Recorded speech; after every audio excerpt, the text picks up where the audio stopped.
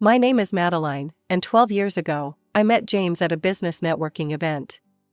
He was a senior manager at a trading company, charming and intelligent, with kind eyes that made me feel at ease. What really won me over, though, was how he talked about his 13-year-old daughter, Sarah. The love in his voice when he mentioned her name was unmistakable. I'd built my chain of beauty salons from the ground up, and success had brought me everything except what I wanted most, a family. I couldn't have children of my own, a fact I'd learned to live with, but meeting James and Sarah felt like a second chance. We got married 6 months later, and they moved into my house. The income difference between James and me was substantial. I made several times what he did, but it never bothered me. Love isn't about money, and I was just happy to finally have the family I'd always wanted. When Sarah turned 16, I bought her first car, a safe, reliable model that made her squeal with joy. "This is really mine," she'd asked, tears in her eyes as she hugged me. "Thank you, Madeline. You're the best." 2 years later, when college acceptance letters started arriving, I didn't hesitate to offer to pay for her education. It wasn't Harvard, but it was a good school, and Sarah was thrilled. Those early years were beautiful. We were happy. I had everything I'd ever wanted, a loving husband, a stepdaughter who seemed to appreciate me, and a home filled with laughter. Sarah even stayed with us after college, saying she wanted to save money while starting her career. I'll never forget that spring evening when Sarah came home practically glowing with excitement. She'd been dating Michael for 2 years, and I knew him well, a decent young man who worked as a software engineer and treated her like a princess. Still, when she burst through the door waving her left hand with a diamond ring sparkling on it, I was genuinely surprised. "Dad, Madeline," he proposed, she squealed, bouncing on her toes like she was 16 again instead of 25. "We're getting married." James jumped up to hug her while I stood there grinning like an idiot. This was exactly the kind of family moment I'd always dreamed of having. Michael came over later that evening, and we opened a bottle of champagne I'd been saving for a special occasion. "I know this is a big ask," Sarah said, looking nervous as she played with her engagement ring. "But we've been looking at venues and everything, and—" "How much?" I asked, already reaching for my phone to check my accounts. "Well, with everything included, around 150,000, she said quietly, then rushed to add, "But of course, we don't expect—" "Done," I interrupted, smiling. "I'll set up an account tomorrow that you can access for all the wedding expenses." The look of relief and joy on her face made every penny worth it. "Really? Oh my God, Madeline, thank you so much." She threw her arms around me, and I hugged her back tightly, remembering that teenage girl who'd first welcomed me into her life. The next few weeks were a whirlwind of excitement. Sarah included me in everything at first. We'd sit at the kitchen table late into the night, looking at wedding magazines and Pinterest boards. She'd text me pictures of dresses she was considering and ask my opinion on color schemes. "What do you think about these flowers?" she'd ask, showing me photos of elaborate bouquets. "Too much? Not enough?" "I love the pink peonies," I'd say, and she'd make notes in her wedding planner. She found her dream dress, a stunning designer gown that cost more than my first car, and I didn't even blink at the price tag. The way her eyes lit up when she tried it on was worth every cent. The venue she chose was spectacular, an elegant historic hotel downtown with crystal chandeliers and marble floors. The menu she selected featured premium dishes that would impress any food critic. I transferred the money as promised, and Sarah dove into the planning with enthusiasm. But then, about 2 months into the planning, something shifted. The detailed updates became shorter, vaguer. Instead of our long planning sessions, she'd rush through dinner and disappear into her room or go to Michael's place. "How's the planning going?" I'd ask. "Fine," she'd reply, barely looking up from her phone. "Everything's on track." When I'd try to get more specific details, she'd give non-committal answers. "Oh, just finalizing some things." Or, "Don't worry, it's all under control." I told myself not to be hurt by this gradual exclusion. After all, planning a wedding is stressful, and she was probably just overwhelmed. Maybe she needed some space to make her own decisions. I remembered being young and wanting to prove I could handle things on my own. James noticed my concern one night as we got ready for bed. "Everything okay?" he asked. "You seem worried." "I'm probably just being silly," I said, trying to smile. "It's just, Sarah seems different lately. More distant." "She's just busy with the wedding," he assured me, kissing my forehead. "You know how it is, so many details to manage. Try not to worry." I nodded and tried to push my concerns aside. But there was a nagging feeling in my gut that something wasn't quite right. The happy bubble we'd been living in felt like it was starting to develop tiny cracks, and I couldn't shake the sensation that this was just the beginning. As the weeks passed, I decided to take a more active role in the wedding planning again. One morning, over coffee, I casually brought up something that had been on my mind. "Sarah, honey, I was wondering about the guest list," I said, watching her scroll through her phone. "Have you figured out how many people you're inviting?" She looked up briefly. "Oh, yeah, we're keeping it small, about 50 people." "That's nice, intimate," I nodded, then added, "I'd love to include my parents and my sister. They've always adored you, and they'd be thrilled to be there." The change in Sarah's expression was immediate and startling. Her face hardened, and she put down her phone with deliberate slowness. "Actually, we're only inviting close relatives and friends. This is supposed to be a really personal celebration. I don't want to include people who aren't, actually family." The words hit me like ice water. After 12 years, after everything we'd shared, my family wasn't actually family to her? I took a deep breath, trying to keep my voice gentle. "Sarah, I understand wanting to keep things intimate, but my parents have known you since you were 13. They'd been to every one of your birthdays, your graduation." I paused, then added quietly, "And I am paying for the entire wedding. Surely we can make an exception for 3 people who care about you." Her face immediately twisted into a pout, and I could see the anger flash in her eyes at the mention of money. She pushed her chair back from the table with more force than necessary. "Fine," she snapped. "I'll send invitations to your mom and sister. Happy now?" Before I could respond, she grabbed her phone and stormed out of the kitchen. I heard the front door slam a few minutes later. That evening, James came into our bedroom with that look on his face, the one that told me I wasn't going to like what he had to say. "We need to talk about what happened with Sarah today," he began, sitting on the edge of our bed. "Okay," I said, putting down my book. "What about it?" "She called me crying earlier. Said you were really rude to her about the guest list. She's staying at Michael's tonight because she's so upset." I stared at him in disbelief. "Rude to her?" "James, she told me my family wasn't welcome at her wedding, a wedding I'm paying for, by the way. And I stayed completely calm when I talked to her about it." "I know, but maybe you could be a little more gentle with her," he suggested. "She's under a lot of stress with the wedding planning." I explained exactly what had happened, word for word, and I could see him processing it. He ran his hand through his hair, something he always did when he was troubled.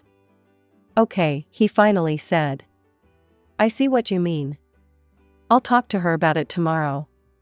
The next 2 weeks passed in an uneasy peace. Sarah had returned home and was acting as if nothing had happened, chattering about wedding details over breakfast and asking my opinion about centerpieces again. But something felt off, like the calm before a storm. Then came the bombshell at dinner. "So," Sarah said, pushing her pasta around her plate, "Mom found out about the wedding. She's back in town." I nearly choked on my wine. James's fork clattered against his plate. In 12 years, Sarah's mother, Linda, had barely been mentioned in our house. I knew the basics. She'd had a drinking problem, which led to the divorce, then moved to Arizona and essentially abandoned Sarah. No birthday cards, no Christmas calls, nothing. "She really wants to be involved in the wedding planning," Sarah continued, her voice bright with an enthusiasm I couldn't understand. "Actually, I invited her over for dinner this weekend." Here. My hand tightened around my wine glass. This was my house, the house I'd bought with my own money, the house where I'd created a home for us all.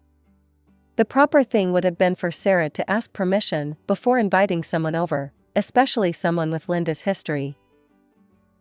But I remembered the guest list argument and bit my tongue. One more confrontation wasn't worth it. James sat there silently, suddenly very interested in his pasta. That weekend, I spent hours preparing a perfect dinner: herb-crusted rack of lamb, roasted vegetables, homemade bread. I wanted everything to be flawless, though I couldn't explain why I felt the need to impress a woman who'd abandoned her daughter. Linda arrived exactly 30 minutes late. She was tall and blonde like Sarah, but with hard edges where Sarah was soft. Her eyes scanned every inch of my home as she walked in, lingering on the artwork, the furniture, the view from the windows. I recognized the look, envy poorly disguised as appraisal. "What a large house," she said, emphasizing large in a way that made it sound like an insult. Dinner started pleasantly enough, but it didn't stay that way. Linda took a bite of the lamb and pursed her lips. She said, cutting another piece with deliberate slowness. "You know, I always made this with rosemary and garlic. It really brings out the flavor better. Sarah used to love it when I made it." I took a sip of wine and said nothing. "And these vegetables," she continued, pushing them around her plate. "They're a bit overdone, aren't they? I always found that keeping them crispy makes them so much more appetizing." With each criticism, I waited for James to say something, anything. He'd been married to this woman, he knew exactly who she was and what she was doing. But he kept his eyes on his plate, cutting his food into smaller and smaller pieces. I sat there, watching this woman criticize my cooking in my own home, while my husband stayed silent and my stepdaughter beamed at her long-lost mother as if she'd hung the moon. Something inside me shifted, hardened. As dinner wound down, Linda dabbed her lips with her napkin and turned to Sarah. "So, honey, tell me about the venue. Which hotel did you pick?" "The Grand Morrison downtown," Sarah replied, brightening at the change of subject. "It's beautiful, Mom. They have these amazing crystal chandeliers and—" "The Grand Morrison?" Linda's face wrinkled with distaste. "Oh, sweetie, you can't have your wedding there. That place is so basic. Now, the Belmont Plaza, that's where you should be having it. Much more prestigious." I gripped my fork tighter, knowing the Belmont Plaza cost nearly twice what we were already spending.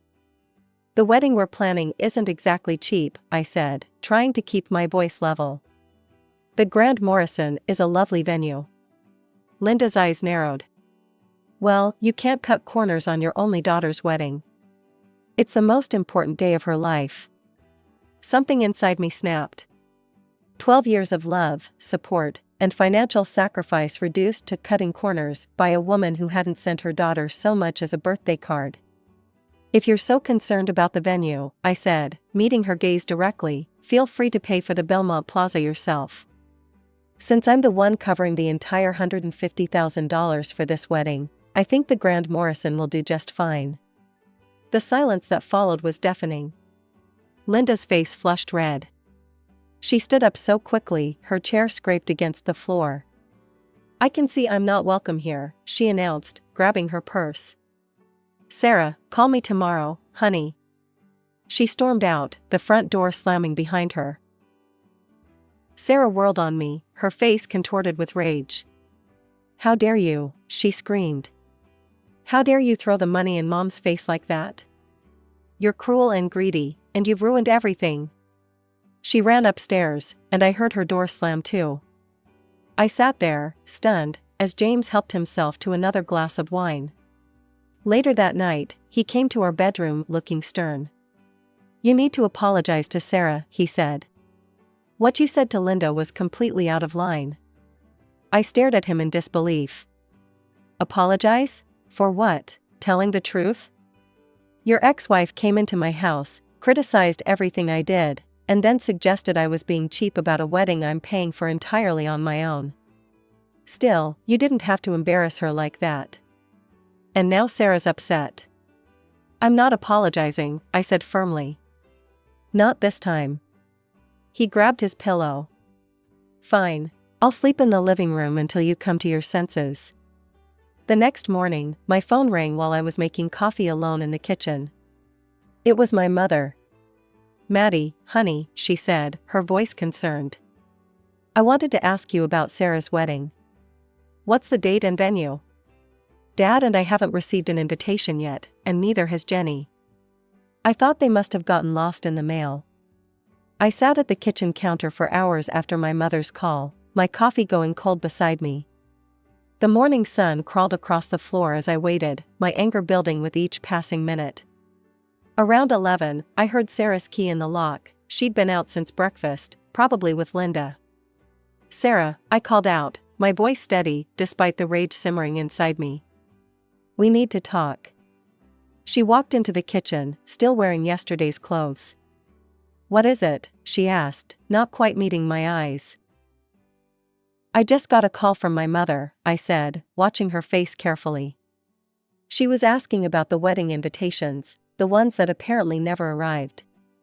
Sarah's expression hardened, a look I'd never seen before crossing her face. She lifted her chin defiantly. "I'm not inviting them." "Excuse me?" "I'm not inviting strangers to my wedding," she said, each word deliberately cruel. The word strangers hit me like a physical blow.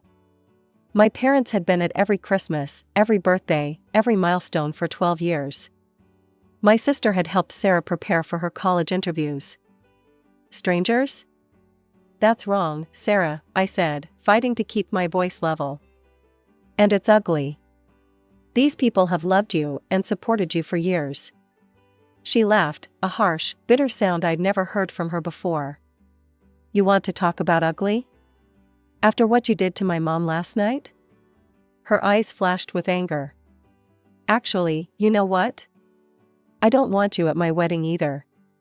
Time seemed to stop. The kitchen fell silent except for the quiet hum of the refrigerator. 12 years of love, support, and sacrifice reduced to this moment. "Let me make sure I understand," I said slowly. "You don't want me, the person paying for your entire wedding, to attend?" "That's right," she said, lifting her chin higher. I felt an odd sense of calm wash over me. All the hurt and anger of the past few weeks crystallized into perfect clarity. I smiled, which seemed to unnerve her slightly. "That's fine," I said, my voice pleasantly light. "I won't come to your wedding." Without another word, I walked upstairs to my home office. My hands didn't shake at all as I logged into my banking app and revoked Sarah's access to the wedding account. It took less than a minute, just a few clicks to end what had taken 12 years to build.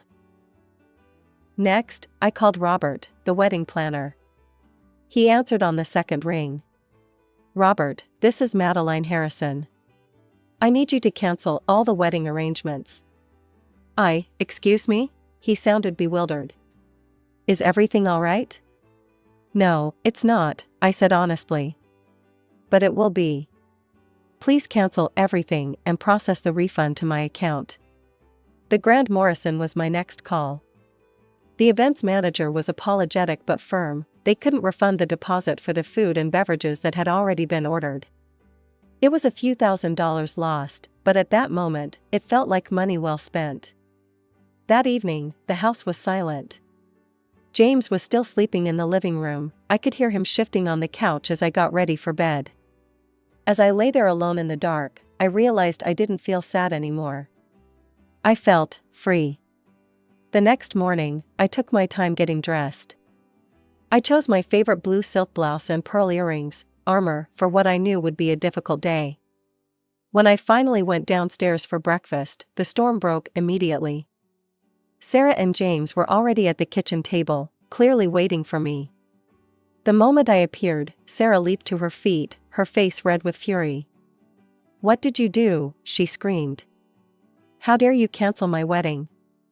How dare you block my access to the account? That money was for my wedding." I poured myself a cup of coffee, my hands steady. "I'm not going to sponsor a wedding I'm not invited to," I said simply, taking a sip. "You can't do this." Sarah's voice rose higher, tears starting to stream down her face. You've ruined everything. The venue, the flowers, the dress, it's all gone. I set my coffee cup down carefully. Actually, I can do this, and I did. Why don't you ask the people you actually want at your wedding to pay for it? Sarah's face crumpled. She let out a horrible, gasping sob and ran from the kitchen. Her footsteps thundered up the stairs, followed by the slam of her bedroom door. James stood up slowly, his face dark with anger.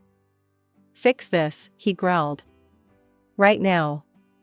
Call everyone back, reopen the account, and arrange everything again. Or I'll file for divorce.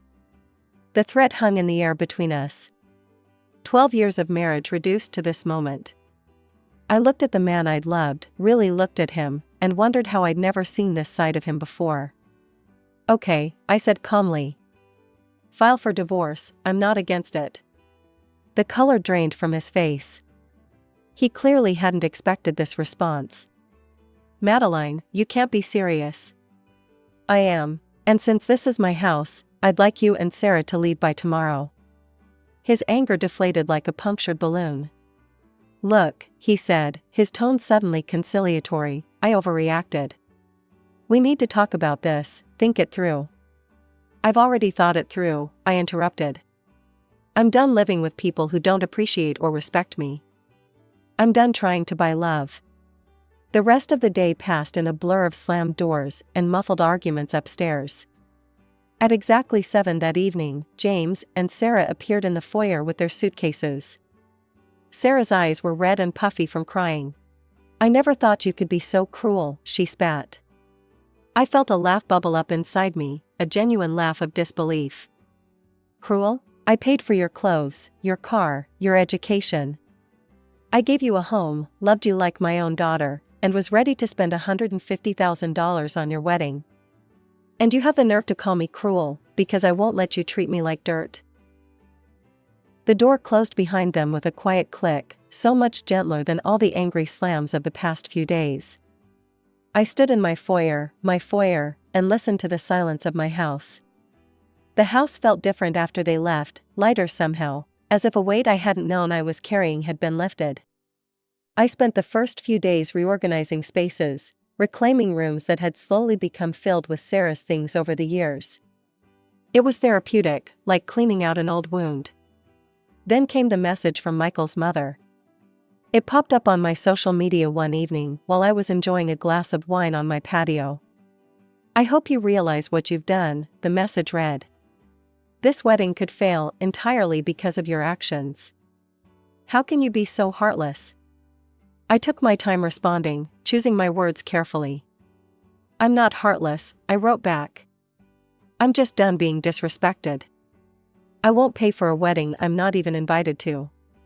If you're so concerned about the wedding's success, feel free to pay for it yourself. She read the message, but never replied. I imagined her sitting there, probably as shocked as James had been that I wouldn't back down. It's funny how people react when you finally stand up for yourself, like they can't quite believe you've stopped playing by their rules. I contacted my lawyer the next day. She'd helped me draft the prenup 12 years ago, and now she'd helped me end the marriage it had protected. The divorce papers were ready within a week. When I called James to tell him they were ready, he tried his old tactics again. Maddie, please, he said, his voice soft and pleading, the voice that used to make my heart melt. We can start over. We can fix this. I hung up. He came to get the papers the next morning. He looked older somehow, tired. The competent man who'd threatened me with divorce was gone, replaced by someone who seemed lost. Sarah's been crying nonstop, he said, standing in my foyer, no longer our foyer. The wedding's going to be at City Hall now. No reception, no flowers, no fancy dress. Just a basic ceremony. I shrugged, remembering all the tears I'd shed over their betrayal.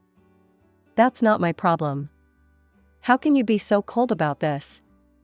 It's not cold, James. It's just not my responsibility anymore. He took the papers and left. I watched him walk to his car, the car I'd bought him, and drive away. It felt final, but not sad. Just finished. The divorce was completed 2 months later. The prenup made everything simple. He couldn't touch my house, my business, or any of my assets. Sometimes I wondered if he'd ever really read that document, if he'd understood what it meant when he signed it 12 years ago.